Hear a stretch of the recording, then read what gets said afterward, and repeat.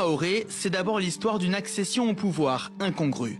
Novembre 1968, un groupe de jeunes officiers renverse le père de l'indépendance, Modibo Keïta. Lieutenant inconnu à l'époque, Traoré se retrouve propulsé au premier rang. Le temps des promesses et bonnes intentions, en toile de fond, un assouplissement de la doctrine marxiste. Nous avons affirmé que nous allions réaliser la réconciliation nationale, procéder au redressement économique et financier et après l'abolition de toutes les institutions, revenir à une vie politique normale. Mais les actes tarderont à suivre. La Constitution adoptée en 1974 maintient le parti unique. Il faudra 5 ans de plus pour voir des élections contestables. Moussa Traoré obtient 99% des suffrages. Son régime autoritaire étouffe toute forme de contestation jusqu'au tournant de l'année 1991.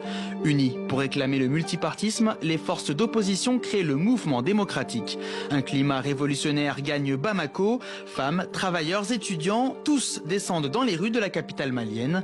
Le pouvoir réprime dans le sang. Le 22 mars, c'est le vendredi, c'était un vendredi, le vendredi noir, c'était pendant le mois de carême.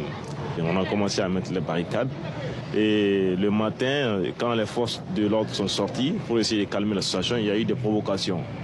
Ça me rappelle surtout la fumée qui traversait le ciel de Bamako le vendredi noir. Et puis les balles, du sang qui coulait, les gens qui jonchaient le long des chemins. Moussa Traoré promet une ouverture démocratique. Trop tard, le 26 mars 91, il quitte le pouvoir comme il était arrivé par un coup d'état militaire. Jugé dans son pays, une première pour un chef d'état africain, le dictateur déchu est condamné à mort. D'abord pour le meurtre de 200 manifestants, puis pour détournement de biens publics avec son épouse.